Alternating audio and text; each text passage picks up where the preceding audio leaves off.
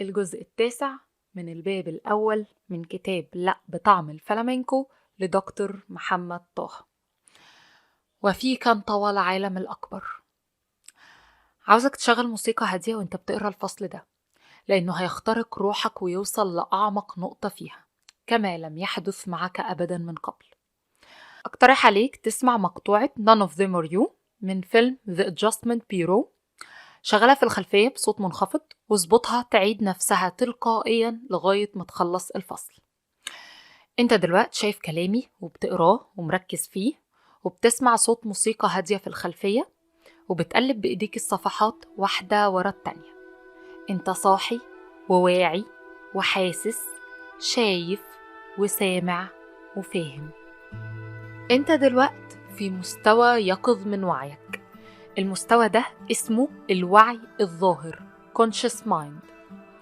في مستوى الوعي الظاهر احنا بنشوف ونسمع ونحس، بنبقى مركزين وفاهمين وعارفين، بتكون في أفكار معينة في دماغك ومشاعر معينة في قلبك وسلوك محدد في تصرفاتك.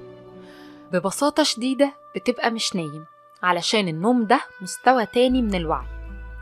تصور بقى إن في 7 مستويات من وعيك و7 حالات لوجودك، وإن الوعي الظاهر هو فقط أولها وأكثرها سطحية، وإن اللي بعده أعمق واللي بعده أعمق وهكذا.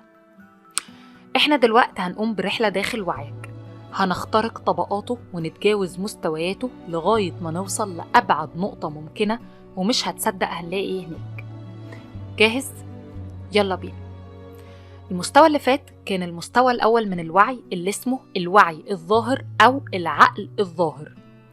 المستوى التاني من وعيك اسمه العقل الباطن الشخصي Individual Unconscious، وده بقى حكاية لوحده قضى فيها سيجموند فرويد عمره كله علشان يكتشف أسرارها. المستوى ده عامل زي الكهف المظلم اللي شايل جواه ذكريات قديمة من أيام طفولتك ومواقف مؤلمة عدت عليك في حياتك، موجود فيه غرائزك ودوافعك الخفية، الجنس والعنف والعدوان، البخل والشح والأنانية، الرغبات الغريبة والأماني الخيالية، وكل الحاجات اللي ما ينفعش تبقى موجودة وحاضرة في وعيك الظاهر وإلا هتتجنن أو تنتحر. يعني ما ينفعش مثلا يكون حاضر في وعيك بمعدل 24 ساعة في اليوم تفاصيل المرة اللي أبوك هزقك فيها قدام أصحابك وكمية غضبك منه وقتها. ما ينفعش كمان تلح عليك أمنيتك الدفينة في الطيران كل شوية.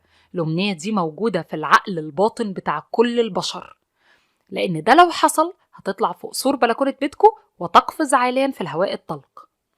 وأكيد برضو ما ينفعش تحضر في وعيك كل دقيقة رغباتك الجنسية العارمة، وإلا هتتحول لحيوان هائج هائم على وجهه.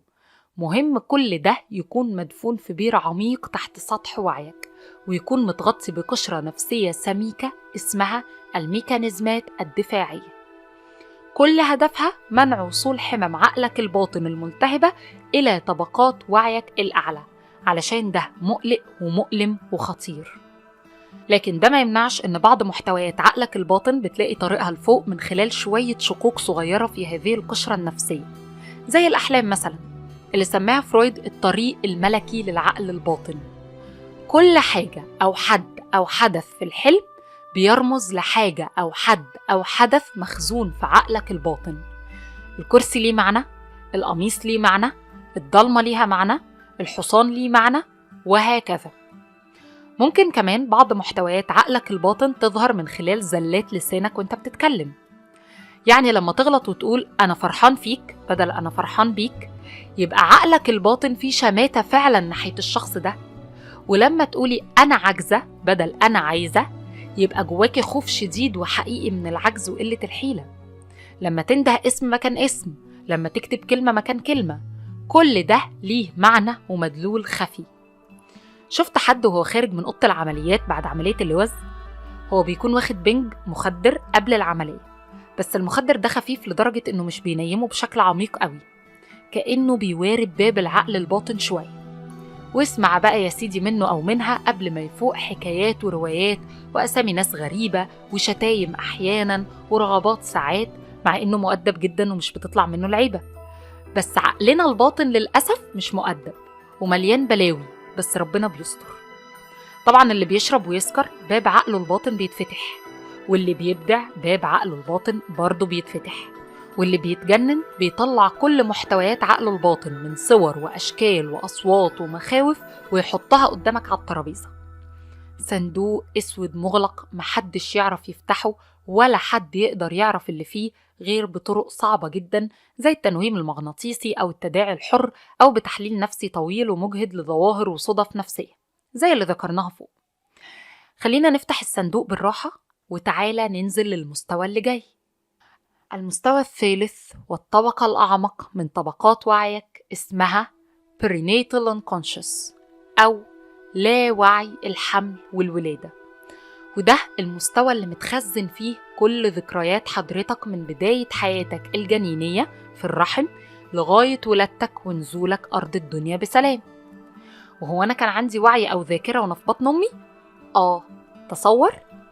التجارب اللي أجراها الطبيب النفسي والعالم التشيكي الشهير ستانسلاف جروف أثبتت إن عقلنا بيسجل ويخزن خبراتنا في الرحم ويحتفظ بيها طول العمر، وإننا نقدر ببعض التقنيات العلمية نفتكر الخبرات دي ونحسها كأننا عايشينها بالظبط.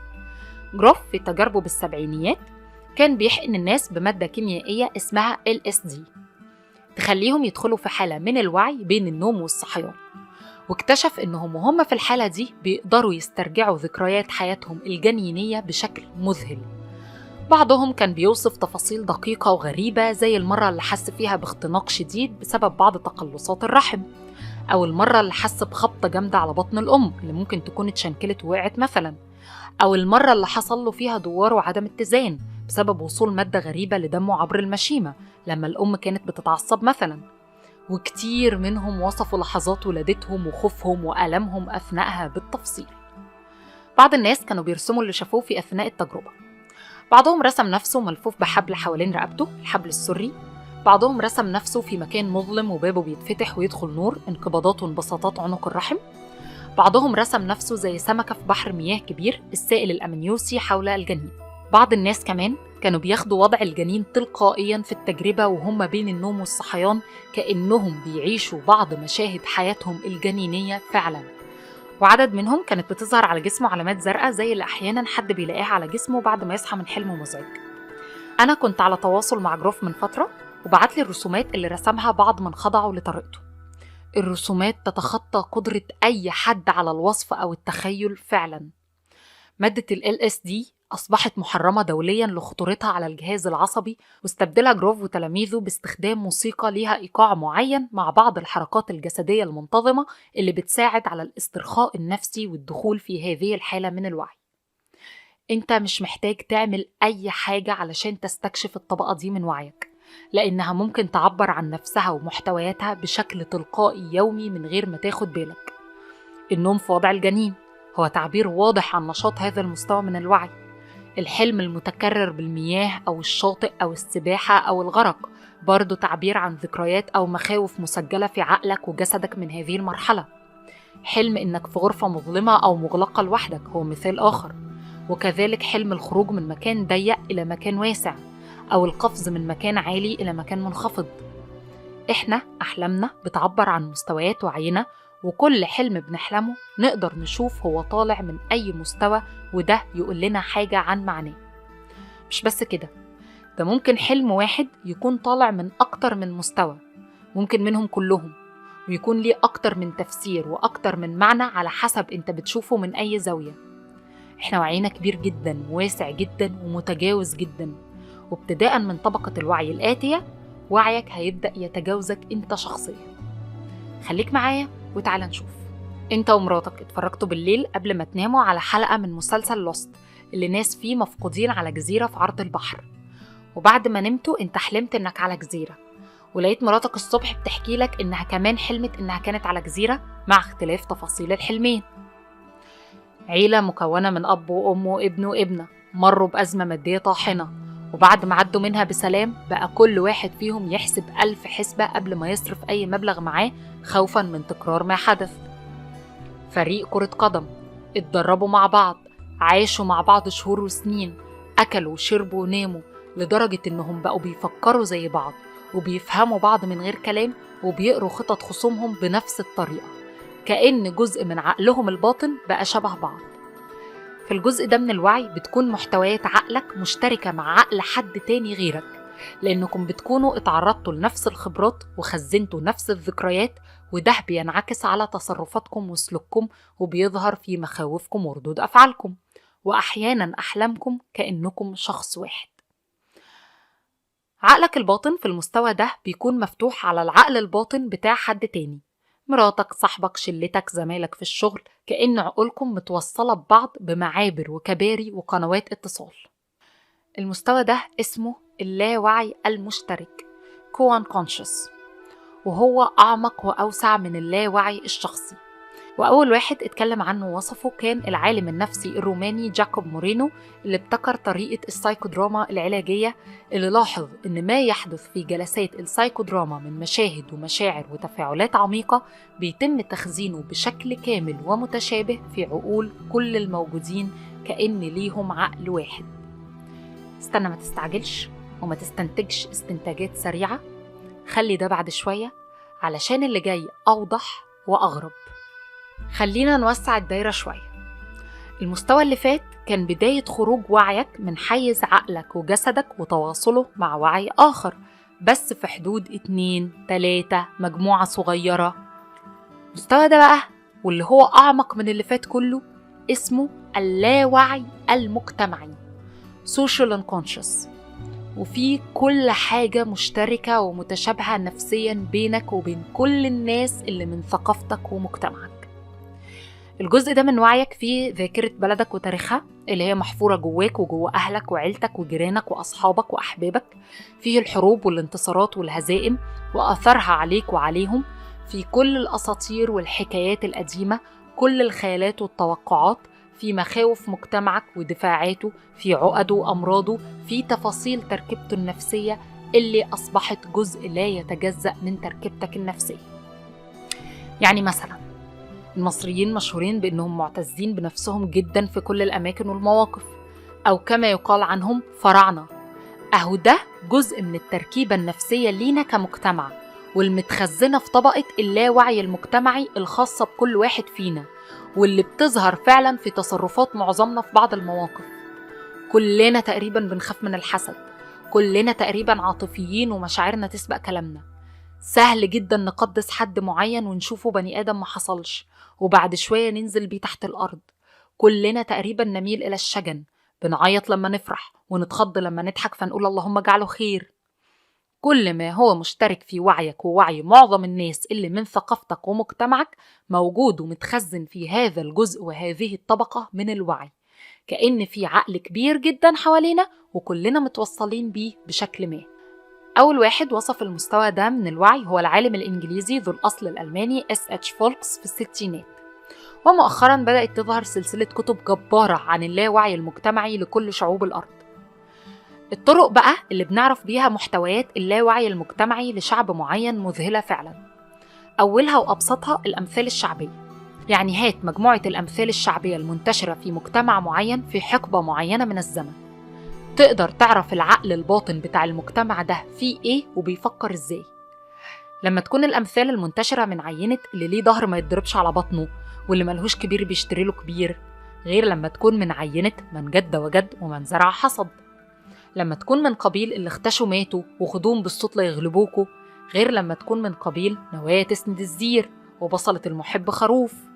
كل مجموعة أمثال منتشرة في فترة ما من عمر مجتمع ما بتقولك حاجة عن اللاوعي بتاع المجتمع ده. الطريقة التانية هي إنك تشوف إيه الأغاني والأفلام والأعمال الفنية والدرامية الموجودة على الساحة واللي عليها إقبال جماهيري كبير، وتشوف إيه المشترك بينها، فتقدر تعرف بكل بساطة المجتمع ده في اللحظة دي من التاريخ عقله الباطن فيه إيه. فيه هدوء ولا غضب؟ فيه سعار جنسي ولا نضج وتروي وحكمة؟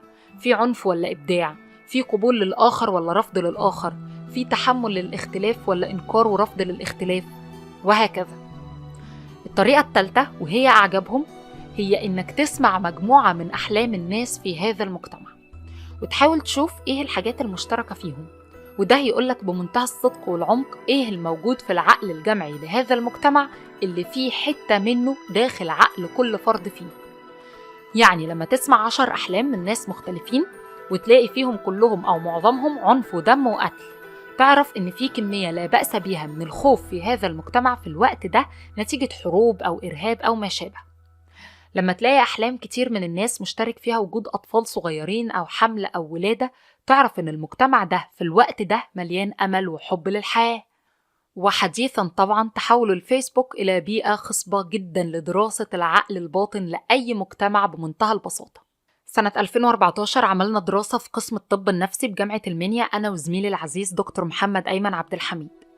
جمعنا فيها أكتر من 1000 جملة من اللي مكتوبين على ظهر عربات التوك توك والميكروباص، وعملنا تحليل كيفي qualitative analysis لنصوص الجمل دي علشان نشوف إيه المشترك فيها وهتقول لنا إيه عن لا وعينا المجتمعي. لقينا فيه 4 محاور أساسية بيتكرروا في الجمل دي. المحور الأول وهو الشعور الشديد بالعظمة، يعني كلام زي أنا بابا يلا، السحر حضر، شاب حريف ودمه خفيف، الصقر، المعلم، الزعيم.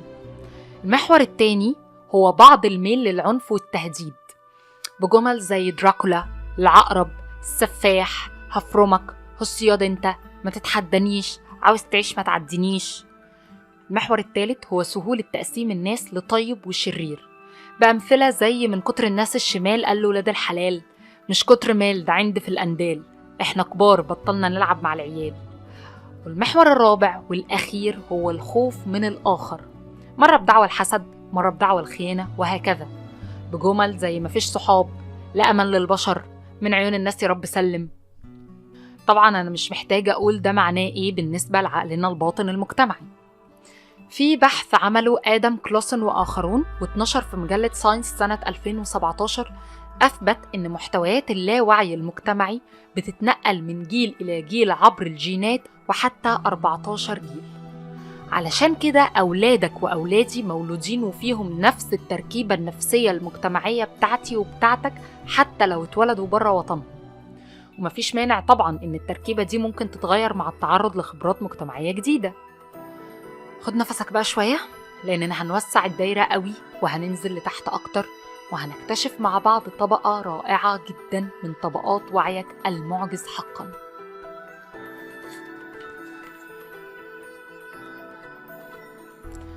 الموسيقى لسه شغالة؟ طيب كويس. غمض عينيك، قولي إيه الصورة اللي هتخطر في بالك أول ما تسمع كلمة الرجل الحكيم الكبير. تاني، الرجل الحكيم الكبير. غمض عينيك ثواني وقولي شايف إيه. أيوة بالظبط، راجل كبير في السن، شعره أبيض ودقنه بيضة ولابس جلابية ناصعة البياض، شبه شخصية جاندل في فيلم مملكة الخواتم كده. دي الصورة الغالبة طبعا علشان هيكون في استثناءات بسيطة. طيب ايه الصورة اللي هتخطر في بالك أول ما تسمع كلمة شيطان؟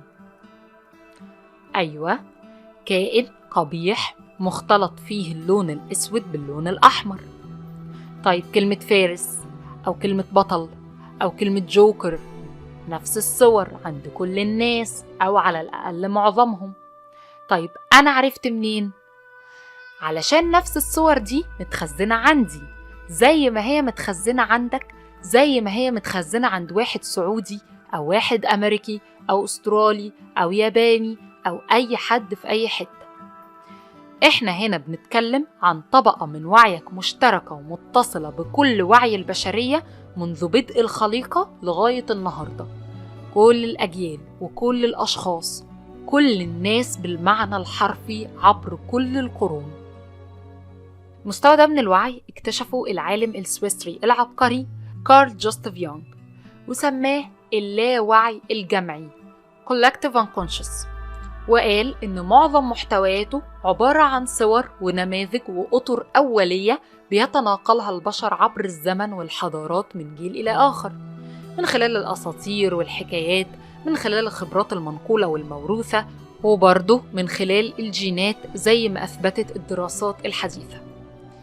يعني كل البشر في كل مكان في العالم عندهم خوف من التعابين، خوف عام موروث موجود في الأطفال بفطرتهم زي ما هو موجود في الكبار بخبرتهم، لدرجة إن يونغ سجل بعض الأحلام بالتعابين عند ناس عايشة في أماكن نائية عمرهم ما شافوا تعابين أصلاً.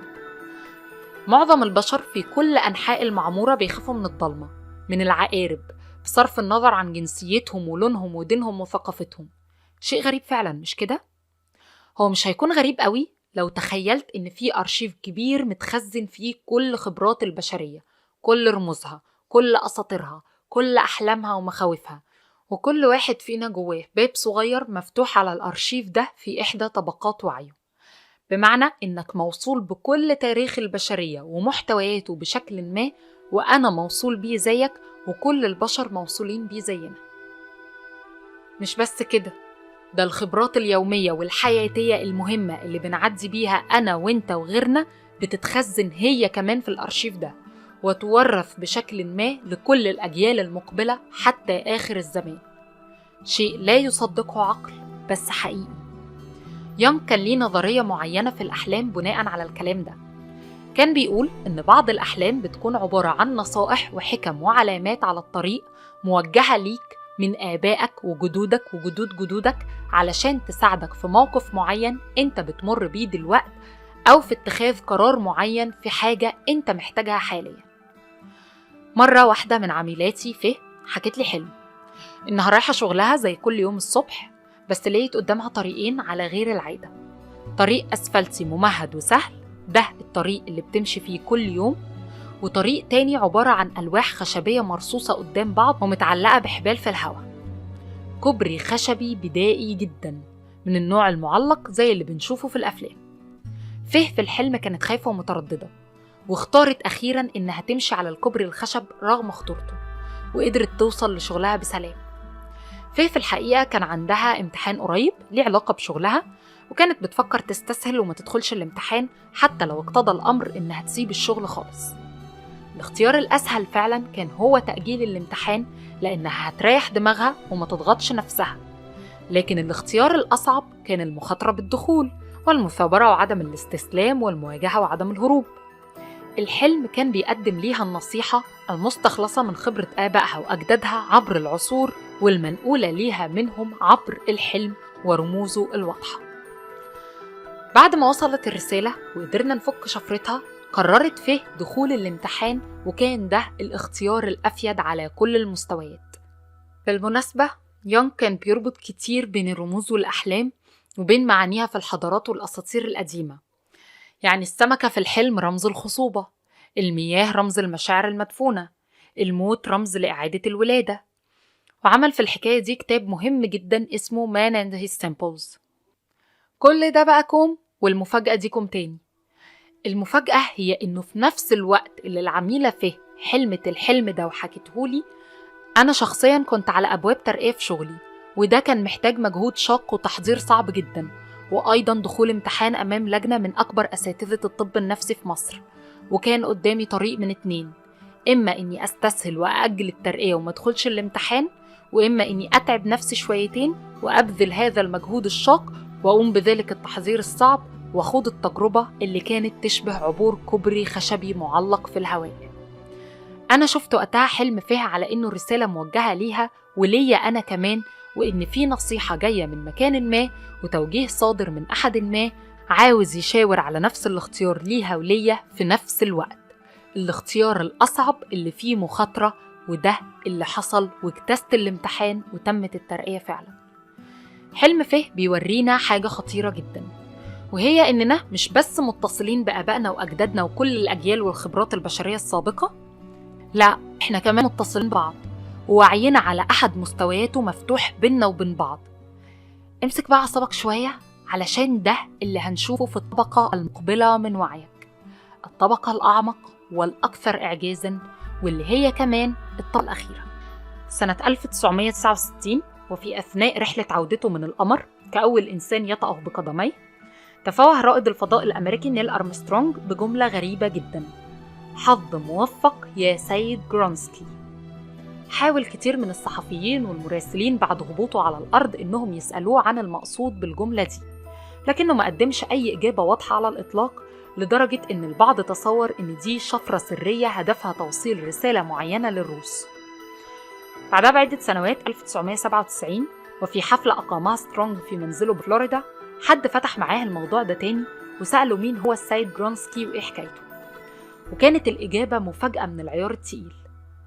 نيل حكى إنه في مرة لما كان طفل صغير كان بيلعب مع أصحابه كرة في الحديقة الخلفية بتاعت بيتهم، وإن الكرة وصلت بالخطأ تحت نافذة جارهم السيد جرونسكي، وسمع بالصدفة زوجة الرجل بتتخانق معاه وبتقوله بعصبية شديدة: مستحيل، إيه اللي أنت بتطلبه ده؟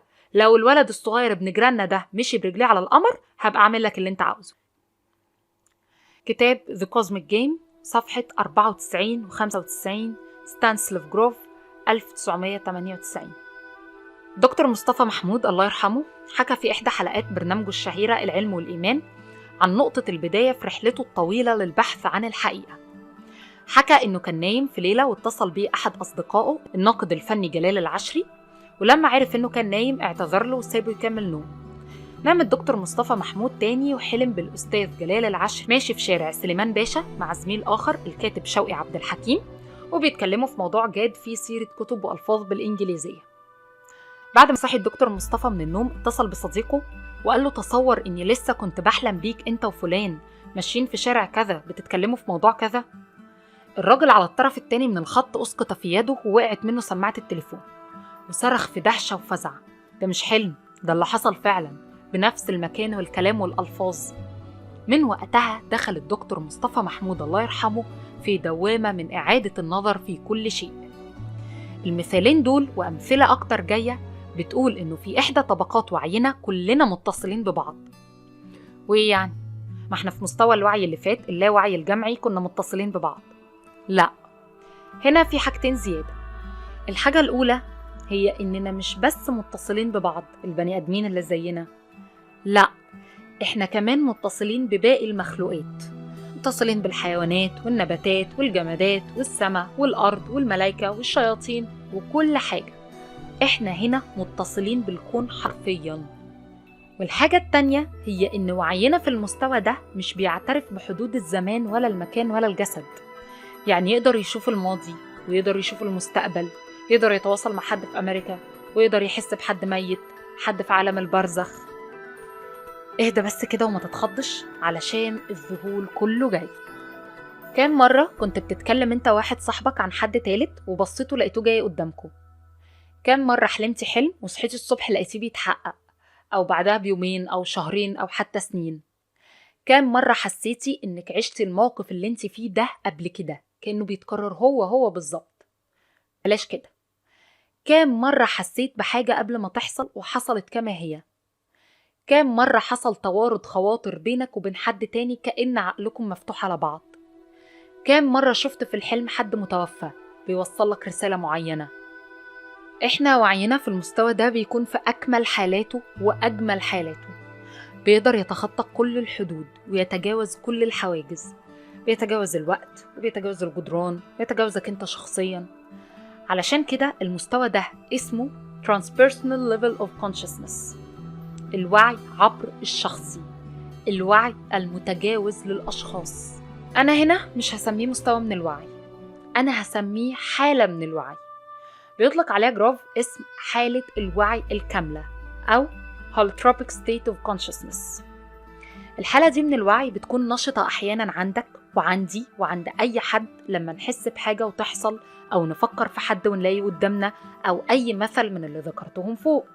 وده بيحصل بشكل تلقائي وطبيعي، وبتكون نشطة بقدر أكبر جدا عند فئة معينة من البشر ربنا اختصهم بهذا القدر من التواصل والوصل والاتصال. هم الأنبياء والصالحين اللي وعيهم تمدد واتسع ليكون على جاهزية واستعداد لاستقبال الوحي والرسالة. سيدنا سليمان عليه السلام كان على تواصل مع النمل والطير وبيفهم لغتهم. سيدنا محمد صلى الله عليه وسلم سمع أنين جذع النخلة وتجاوب معاه. سيدنا عيسى عليه السلام كان بيخبر الناس بما يأكلون وما يحتفظون به في بيوتهم. وكلهم وباقي الأنبياء والرسل كانوا يرون الملائكة ويكلمونها. الوعي هنا مخترق ونافذ إلى أقصى درجة، بس في الوقت نفسه ربنا بيعرفنا ويعلمنا إنه مش لازم علشان وعينا يكون في الحالة دي إننا نكون أنبياء. في حكاية شهيرة عن سيدنا علي بن أبي طالب مذكورة في كتاب الرياض النضرة في مناقب العشرة كما يلي: رأى الإمام علي بن أبي طالب في المنام أنه في أثناء ذهابه إلى المسجد لصلاة الصبح مع النبي صلى الله عليه وسلم وجد امرأة على باب المسجد معها طبق به تمرات، وقالت له: أعطي هذا للنبي صلى الله عليه وسلم. فلما أعطاه للنبي صلى الله عليه وسلم أعطاه الرسول صلى الله عليه وسلم تمرة، فلما ذاق حلاوتها قال: زدني يا رسول الله. وهنا استيقظ الإمام علي وسمع أذان الصبح، فذهب إلى الصلاة، وبعد الصلاة وجد على باب المسجد امرأة معها طبق به تمرات، فقالت له: أعطي هذا لعمر. فلما أعطاه لعمر ناوله تمرة، فلما ذاق حلاوتها قال: زدني يا عمر. فقال له عمر: لو زادك النبي صلى الله عليه وسلم لزدناك.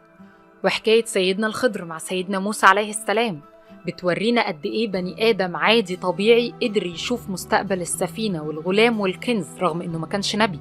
وكلنا كمان بنسمع عن زرقاء اليمامة اللي كان عندها القدرة إنها تشوف على بعد مسيرة 3 أيام. زرقاء اليمامة ما كانتش موهبتها الأساسية قوة البصر، إنما كانت قوة البصيرة، قوة الوعي.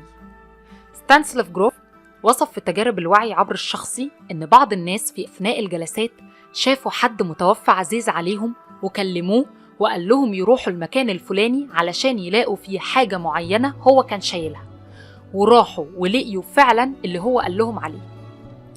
جروف وصف كمان واحد اسمه كارل شاف في أثناء تجربته إنه موجود مع بعض الجنود الإسبان في كنيسة محاصرة من الجيش الإنجليزي، وشاف نفسه لابس خاتم عليه حروف معينة. بعد الجلسة حاول كارل البحث والاستقصاء لغاية ما وصل لاسم ومكان الكنيسة تفصيلا. راح إسبانيا ودور في أرشيف المكتبة العامة وعرف اسم وتاريخ المعركة اللي شافها، وفوجئ إن اسم كاهن الكنيسة المذكور في إحدى الوثائق هو بالضبط الاسم المكتوب على الخاتم اللي شاف نفسه لابسه. في حاجة أعجب، بروفيسور إيان ستيفنسون بجامعة فيرجينيا عمل مجموعة من الأبحاث على أكثر من 3000 من الأطفال اللي بيجوا عند سن معين ويبقى عندهم صديق خيالي له اسم وسن وأوصاف معينة. كان بيدور ويبحث ويستقصي لغاية ما يوصل في بعض الأحيان لناس حقيقيين ليهم نفس الأسماء والسنين والأوصاف اللي الأطفال دول أدلوا بيها رغم إنهم عمرهم ما شافوهم في حياتهم. ستيفنسون نشر نتائج أبحاثه سنة 1966 و1984 و1987. كل ده بيقول إيه؟ بيقول إن وعيك مفتوح على العالم، على الكون، على الزمان والمكان بلا أي حدود. بيقول إن وعينا مفتوح على بعضه ومتصل ببعضه ومتواصل مع بعضه. بيقول إن روحك أوسع مما تتصور. احتمال روحك تكون ساكنة هذه الطبقة من طبقات وعيك، واحتمال الوعي في الطبقة دي يكون هو الروح، واحتمال ما يكونش أصلاً في فرق كبير بين الوعي والروح، فقد يكون الوعي هو أحد وظائف الروح والله أعلم. المهم، لسه مش مصدق إن ده موجود عندك؟ لسه مش متأكد إنك تقدر على كل ده؟ خليني أحكي لك حاجات حصلت معايا أنا شخصيا. أول ما بدأت أقرأ وأبحث في الموضوع ده كان سنة 2006، وقتها انبهرت زيك كده، وبدأت أدور وأسأل وراسل لغاية ما وصلت لستانسليف جروف نفسه. تواصلنا وبعتلي كل كتب ومقالاته والصور واللوحات اللي رسمها مرضاه وسيديهات وأفلام وحاجات تانية كتير. حصل لي في الوقت ده حاجات في منتهى الغرابة، منها إني في ليلة نمت وحلمت إن في تعبان قرصني في صباعي السبابة اليمين، وقمت من النوم مذعور وخايف. تاني يوم وأنا بركن العربية قفلت بابها جامد جدا من غير ما ياخد بالي إن صباعي على حفته الداخلية، وحصلت لي إصابة شديدة في نفس الصباع ونفس مكان الألم. حاجة تانية، من 4 سنين حلمت إني في اسكندرية بتعشى مع مجموعة من الأصدقاء. بعد ما صحيت كلمت واحد فيهم وقلت له على الحلم. رد عليا بثقة شديدة: ده مش حلم، إحنا كنا لسه قاعدين وبنفكر نعزمك عندنا في اسكندرية قريب. طبعا أنا ما كدبتش خبر ورحت لهم، واخترنا مطعم جميل قدام مسرح سيد درويش علشان نتعشى فيه. وإذا بالصدفة الغريبة اللي مش لاقيلها أي تفسير لغاية دلوقت، لقيت المنيو قائمة الطعام اللي جايالي مكتوب أعلى إحدى صفحاتها بالقلم الرصاص وبخط يبدو إنه مر عليه شهور: إم طه. الليلة دي أنا ما نمتش، ومن ساعتها والحاجات اللي زي دي بتحصل معايا تقريبا كل ما أروح اسكندرية. حاجة أخيرة، إحدى زميلاتي الغاليات عليا جدا واللي عايشة في محافظة أخرى حلمت بيا من عدة سنوات إني نايم في وضع الجنين وبنزف من راسي بشكل مؤلم جدا، رغم إنها ما كانتش تعرف إني على أرض الواقع كنت بمر في الوقت ده فعلا بتجربة نفسية صعبة وقاسية، وكنت أتأرجح فيها بين الموت والحياة نفسيا دون مبالغة. أنا لو كملت في سرد الأحلام مش هخلص، بس خليني أحكي آخر 3 أحلام. زميلتي دال في مستشفى المنيا الجامعي حكت لي الآتي: وأنا عندي 4 سنين حلمت إن عمي بيموت وكان بيتعذب كتير وهو بيموت. حكيت الحلم ده لوالدي وما كانش وقتها شايف له أي تفسير. مرت الأيام والسنين ورأيت عمي بعناية وهو بيموت وكان بيتألم كتير جدا في أثناء موته. نفس الزميلة حكت لي حلم آخر: رأيت نفسي في مكان مظلم ورأيت أمامي الناس مجتمعين في مكان يشبه السرادق وأنا واقفة أمامه، وفجأة رأيت نورا يمشي بينهم وسمعت صوتا ينادي يشبه صوت أبي يقول لي: أقبلي يا فلان ولا تخافي، فهذا رسول الله صلى الله عليه وسلم. فبكيت وأقبلت عليه شيئا فشيئا وتلاشى الناس من حولنا. وأخيرا حكت لي هي نفسها هذا الحلم الأغرب: أنا كنت واقفة قدام ربنا، مفيش بيني وبينه حجاب، ضوء رهيب وجميل جدا حواليا، وربنا كان بيكلمني وأنا كنت واقفة على جبل عالي. لما صحيت من النوم على الفجر كنت مرعوبة جدا وطلبت من ربنا إني أنسى الرؤية، فلما نمت وصحيت تاني ما افتكرتش كلام ربنا ليا. الزميلة دي قعدت 12 يوم بعد حلمها ده تعاني من التهاب شديد بالعين تم علاجه بصعوبة. الأحلام دي بتقول إن وعيك يقدر يسبق الزمن، أو بكلمات أدق: مع وعيك يتلاشى الزمن. وبالمناسبة في نوعين للزمن: الزمن الخطي linear time، امبارح يسبق النهاردة والنهاردة يسبق بكرة وهكذا. والزمن غير الخطي non-linear time، امبارح والنهاردة وبكرة موجودين في نفس الوقت، وده الزمن المتحكم في هذه الحالة من الوعي. ما تستغربش، لأن ده هو برضو الزمن اللي ربنا بيتكلم بيه في القرآن عن المستقبل بصيغة الماضي: ووضع الكتاب فترى المجرمين مشفقين مما فيه ويقولون يا ويلتنا ما لهذا الكتاب لا يغادر صغيرة ولا كبيرة إلا أحصاها ووجدوا ما عملوا حاضرا ولا يظلم ربك أحدا.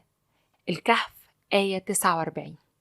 وهو ده الزمن اللي بيوصفه كتير من الناس اللي بتعدي بمواقف الاقتراب من الموت near death experience، زي الناجين من الحوادث والعائدين من غيبوبة طويلة، واللي بيحكوا إنهم في لحظات معينة كانوا بيشوفوا كل تاريخ حياتهم بيمر من قدام عينيهم زي شريط السينما في ثواني معدودة. في الحالة دي من الوعي مفيش زمن، في أحداث موجودة كلها على نفس الخط الزمني جنبا إلى جنب، علشان كده تقدر تشوف امبارح وبكرة و10 سنين جاية في نفس اللحظة.